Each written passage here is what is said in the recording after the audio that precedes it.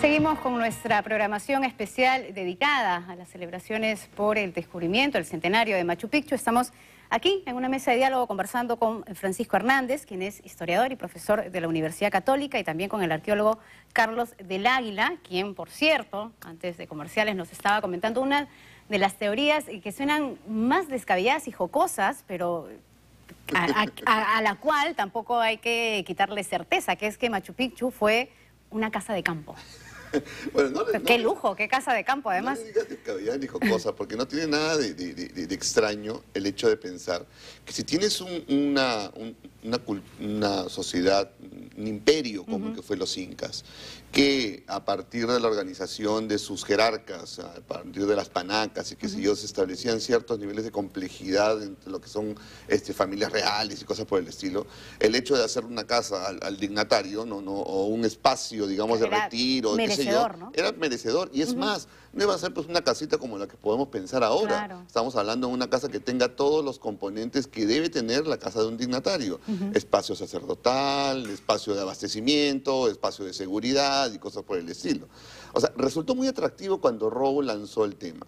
¿Cómo fue? ¿Cómo se llega a esa idea? Sobre la base de documentación histórica. Él fue, digamos, a fuentes, digamos, documentos de la época de los herederos y cosas por el estilo, y empezó a llegar hasta documentos mucho más tempranos, y ahí se podía insinuar de que obviamente Machu Picchu, o esa zona que tenía otro nombre, que no recuerdo cuál era, estaba destinado, digamos, a parte, digamos, de las propiedades del Inca Pachacútec.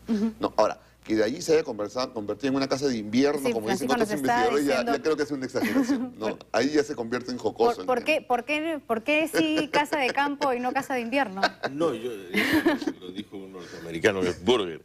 Y también, por ejemplo, un arqueólogo peruano, que es el doctor Lumbreras, dice que es el gran mausoleo de Pachacútec, ¿no? Yo quisiera combinar estas dos cosas por una cuestión importante.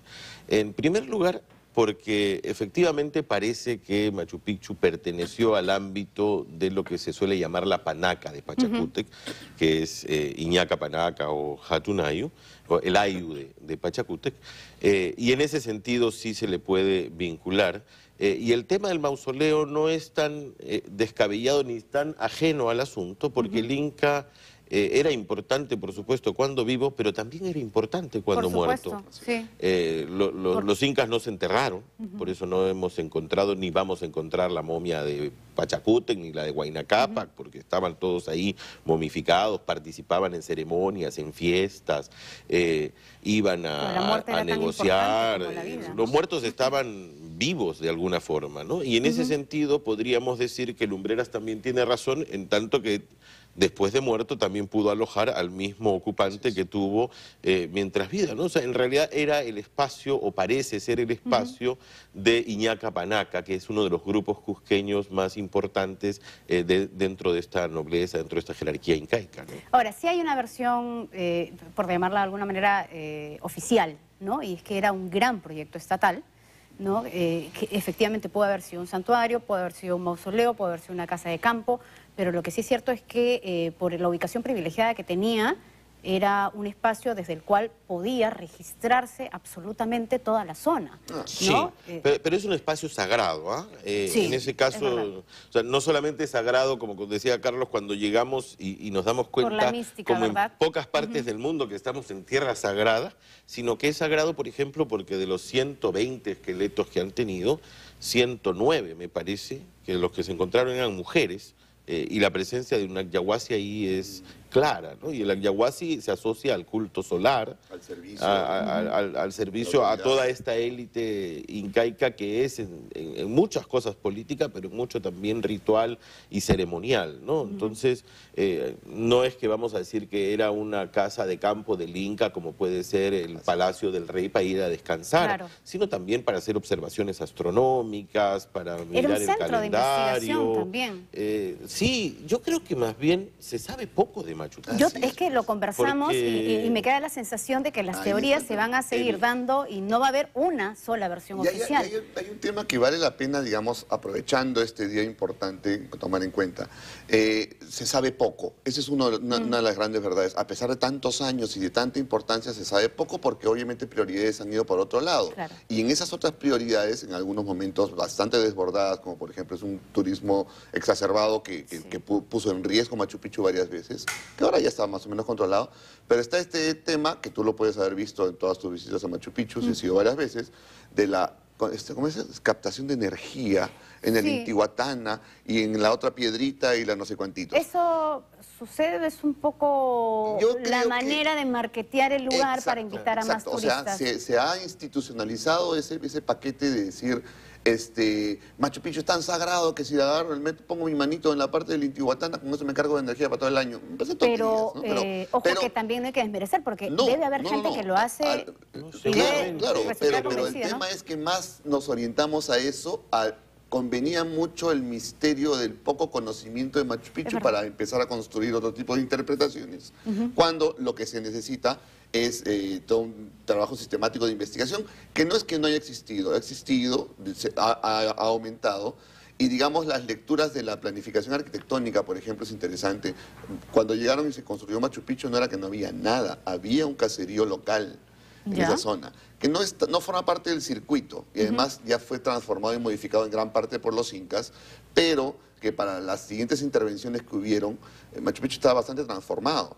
Si queremos ver una planta casi original, tal y como se encontró, como la encontró Bingham o los primeros viajeros, tendríamos que referirnos a la maqueta de Luis José Salas, que está en el Museo Nacional de Arqueología, Antropología e Historia, en exposición, porque este señor se pasó 4 años levantando Machu Picchu apenas fue en los 40, más o menos, ¿no? Todavía no había intervención masiva. Entonces, ahí puedes tener los restos del caserío local, se nota, se ve muy claramente en el mapa. ¿Y qué evidenciaba ese caserío? Esas unidades alveolares pequeñas, redondas, poco planificadas, un caserío pequeño. Pero ya el lugar había sido visto y seleccionado hace mucho tiempo. Es más, se conocía para poner allí un lugar de importancia para el dignatario inca que existía ese espacio. Francisco, tú ibas a acotar algo, sí. No, sí, sobre todo lo que dice, miramos con envidia a las personas que en la década de 1940 podían pasarse en Machu Picchu pues, varios días investigando, mirando la plantita. Hoy día está lleno de turistas y eso es bueno.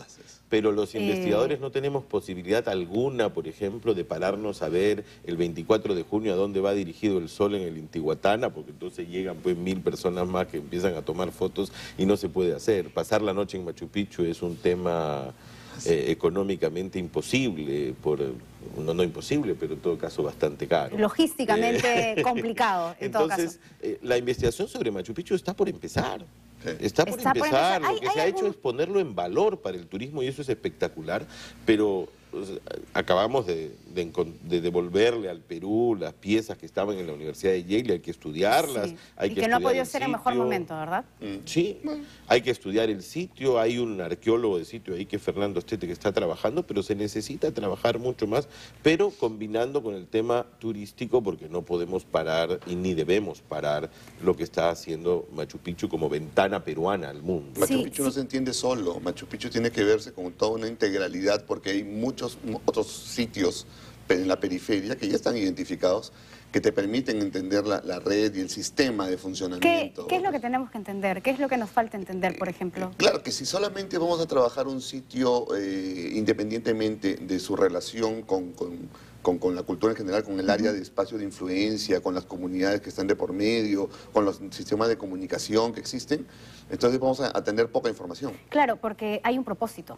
Claro, ¿no? por supuesto. ¿Cuál fue el propósito, ¿no? Y de qué manera estaba conectado o vinculado con su entorno? La tarea pendiente de las investigaciones son entorpecidas, se los pregunto así abiertamente, por el turismo. O sea, debería haber una programación de visitas de turistas para que se permita también que investigadores ingresen al santuario y se puedan hacer investigaciones exhaustivas, ¿o no? Quizás podría haber alguna temporada al año corta de investigación que pudiera ayudar a eso, de cerrar Machu Picchu para que los que lo conservan puedan seguirlo conservando y conservando bien y que nos dure no 100 años, porque Machu Picchu nos viene durando 500, claro. Si nos dure 3.000 años más o más, mira las pirámides de Egipto, claro. Y para que los investigadores puedan hacer también su trabajo, ¿no?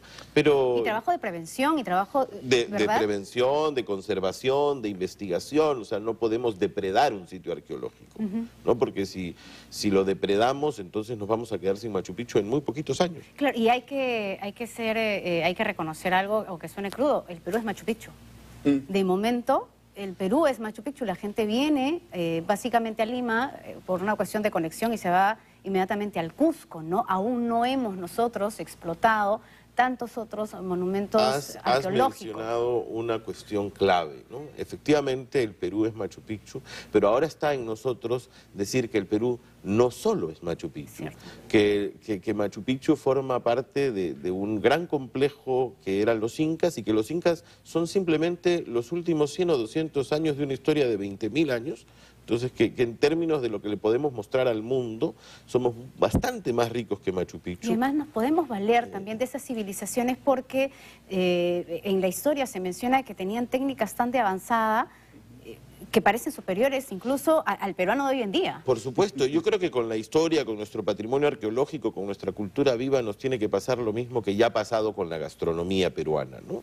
O sea, si, por ejemplo, la gastronomía peruana está conquistando al mundo, es porque hemos sabido marketearla o hay un grupo de personas que ha sabido... Porque hemos hecho descubrir nuestra sazón, ahora tenemos que hacer descubrir otras nuestra partes historia, del Perú. Que además están unidas, porque si nos ponemos a pensar, la papa es peruana, la papa se cultivó por primera vez en el Perú y hoy día forma parte de la gastronomía internacional, básica. Salvó del hambre a Europa en el siglo XVII, nadie se imagina unos ñoquis al pomodoro, sin papas y sin tomate, los dos son peruanos, los dos lo cultivaron los incas y ahí nomás en Machu Picchu y al costado. ¿Cuánto por descubrir, verdad? En esta civilización tan increíble. Bueno, antes de cerrar, yo quería hacerle dos preguntas puntuales. ¿Cuál es tu lugar favorito cuando entras a Machu Picchu? ¿Tienes alguno especial? Yo que el hotel no he entrado.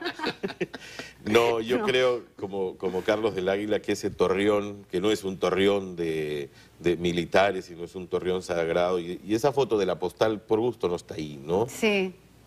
Pero más que Machu Picchu solo es ir al Cusco, es visitar otra vez los miles de años de historia que tiene este país. Es verdad. ¿Y para ti, Carlos? Yo me quedo con 3 ventanas. El espacio de las 3 ventanas, porque te permite una perspectiva de todo el paisaje, a partir de las ventanas inclusive, y a partir, digamos, de un lugar estratégico de apreciación de la relación entre la arquitectura y el paisaje, que es lo que lograron hacer los incas con fantásticos resultados. Bueno, yo les voy a compartir también mi parte favorita. Es cuando llegas al final del día y estás agotado por haber caminado y entonces te das el lujo de tirarte en el pastito. Genial. ¿No?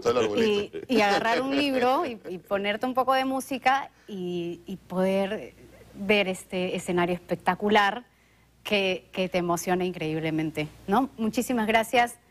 Muchas gracias por haber estado con nosotros, pero bueno, me dicen que vamos a regresar en breve. Nosotros nos vamos a un corte, ya volvemos.